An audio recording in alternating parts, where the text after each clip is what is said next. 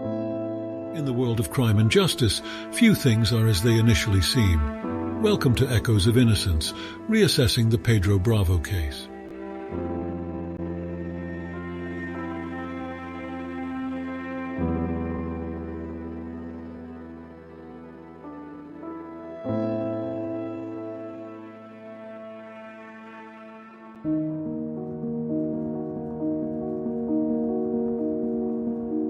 We're going on a journey through a story that has captivated, puzzled and dismayed millions.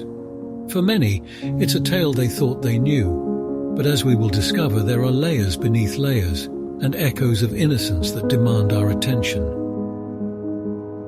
In 2012, the case of Pedro Bravo versus State of Florida captured national headlines. A complex narrative involving two friends, Pedro Bravo and Christian Aguilar, that ended in tragedy. The media painted a picture of a jealous friend turned killer. Podcasts, documentaries and news stories dissected the details and delivered a verdict of their own. But was justice truly served? In this series, we're going to dig deeper, re-examine the case from new angles, and unearth new evidence that could cast doubt on Pedro Bravo's guilt. This journey will not be an easy one. It is fraught with controversy, fraught with emotion, and above all, fraught with a demand for truth. I invite you to join me as we attempt to hear those faint echoes of innocence and give them the attention they deserve. Let's start this journey together. To truly understand the complexities of this case, it is crucial to dive into the time when it all happened. The year was 2012, a different era in terms of technology, public opinion and media coverage.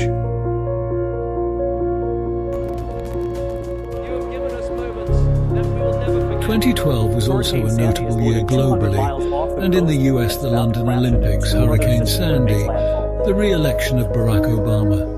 All these events were dominating the media and shaping the societal atmosphere.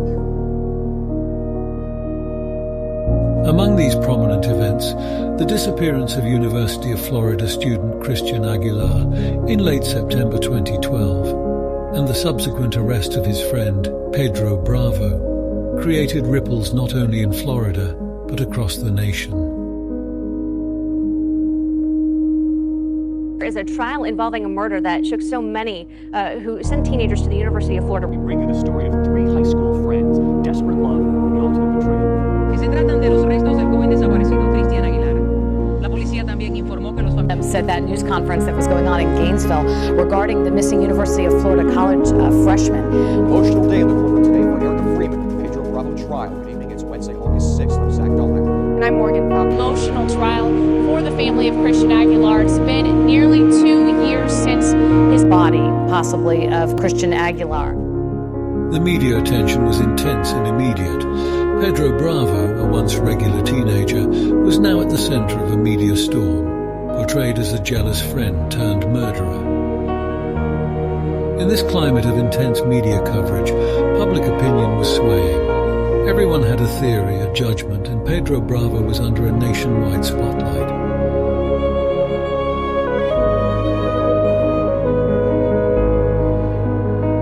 The tragic death of Christian Aguilar sent shockwaves not just through Gainesville, but through the entire state of Florida. This tragedy led to a 2-year-long journey culminating in a high-stakes trial that gripped the nation.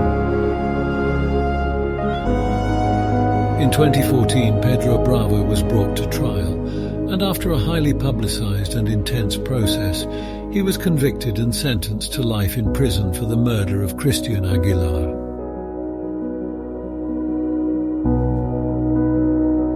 But to fully understand the dynamics of this trial, we must take a closer look at the social and political climate of Gainesville, Florida at that time. Gainesville is a city built around the University of Florida.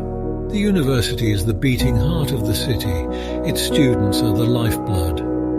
When one of its own was brutally taken, it created a ripple effect of grief and outrage that touched every corner of the city.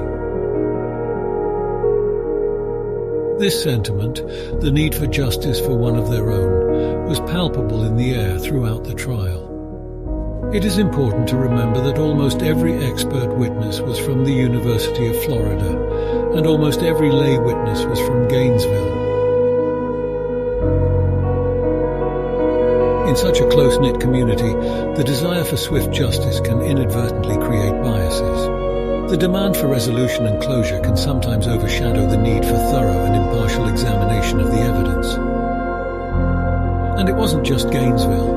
The Gator Nation, the extensive network of University of Florida alumni and fans across the state and the nation, rallied. The outpouring of support and calls for justice increased the pressure on the legal proceedings. All these factors combined could have created an atmosphere that, consciously or unconsciously, influenced the outcome of the trial.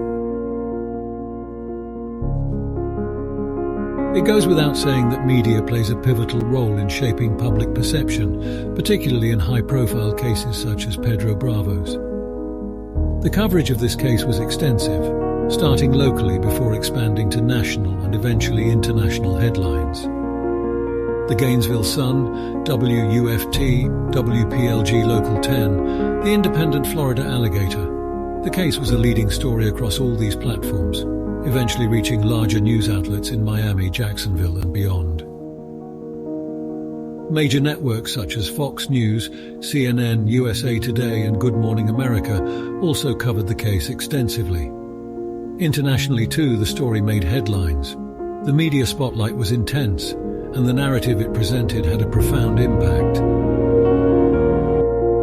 The tragic loss of Christian Aguilar was rightfully mourned and highlighted.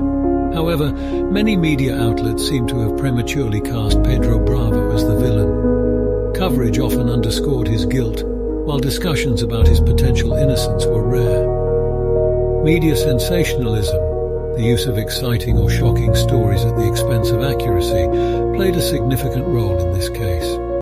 Attention-grabbing headlines, dramatic narratives, and an emphasis on tragedy can greatly sway public opinion.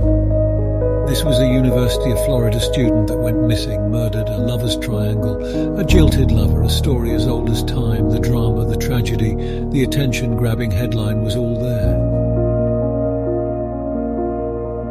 When it came to jury selection, the influence of this media coverage was evident. Every potential juror had heard about the case, and finding individuals who could set aside their preconceived notions was a monumental task. Thus, after a rigorous selection process, 12 jurors were seated, each admitting to having heard about the case. But the question remained, could they truly be impartial after being bombarded by a media narrative focused on Pedro's guilt? In the years following the trial, the Pedro Bravo case continued to resonate with the public. It's been the subject of numerous podcasts, documentaries, television series, and even YouTube episodes.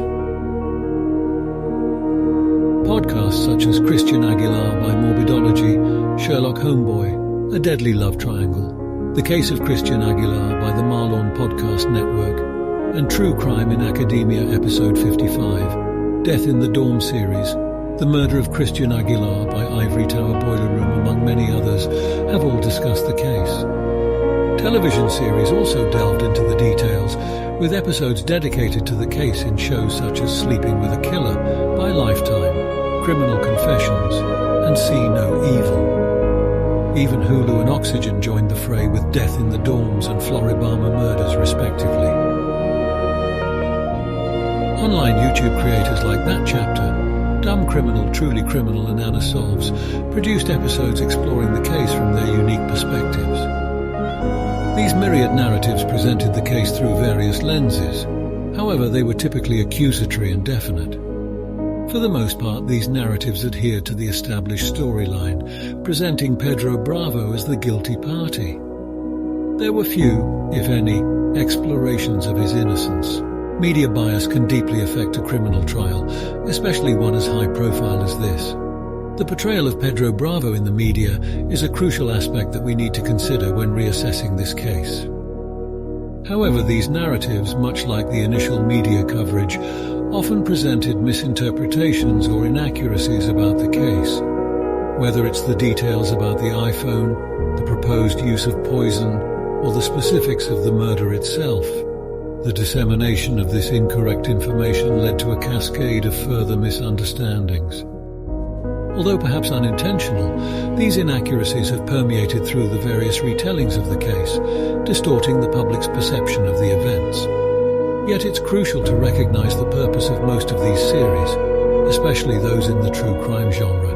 Their primary aim is often to entertain, with the information a secondary but important concern, often taking what was already reported on as canon to produce the content their viewers want. These sources have undeniably contributed to shaping the popular understanding of the Pedro Bravo case, for better or worse. They have become a part of the story, adding another layer of complexity to an already convoluted tale. This can be seen clearly in the reactions from viewers and listeners across these platforms. Our goal here is to re-examine the Pedro Bravo case, to bring a balanced perspective that explores and includes all evidence, including those suggesting Pedro Bravo's innocence. Over the years, this case has seen a range of interpretations and narratives, but few have truly considered all sides of the story. With this series, we aim to fill that gap, to bring a comprehensive, balanced look at a story that has captured the public's attention for over a decade. As we move through this series, we will delve deep into the case, into the evidence presented at the trial, the appeal process that followed, and the new evidence motion recently filed. This isn't just a recount of events, but an opportunity to question, to understand, and to reassess. And in doing so, we hope to bring some clarity to a case that has, for too long, been clouded by misinterpretation and bias. As we bring our first episode of Echoes of Innocence, reassessing the Pedro Bravo case to a close, we hope that we've piqued your interest to see what is new and what truths lay to be uncovered. We've introduced you to the key individuals involved, the media landscape surrounding the case, and the various narratives spun by different sources. We've also set the stage for the in-depth investigation that will follow in our upcoming episodes. In this series, we are committed to providing an unbiased, detailed examination of all available evidence and perspectives. We aim to look beyond the sensational headlines and delve into the actual facts and details that make up this case. We must consider these contextual factors and their potential impact on Pedro's trial and conviction, because in the pursuit of justice, it is not only the evidence, but also the environment in which it is presented and interpreted that shapes the final verdict. We'll explore the public's reaction to the case and how the narratives presented by the media and entertainment outlets may have influenced these perceptions. It's time to reassess the Pedro Bravo case, and in the next videos we will be doing just that. Stay tuned as we delve deeper in the coming episodes, re-examining the events leading up to the tragic night of September 20th, 2012, the trial, beyond, and what the truth may hold for the future. Thank you for joining us in this journey towards understanding and reassessing the Pedro Bravo case. If you'd like to support Pedro and stay up to date with the progress of his case, follow the profile on Facebook that's been set up to support him. Alternatively, you can send an email to soybravohelp@gmail.com. Thank you for taking the time to watch this video.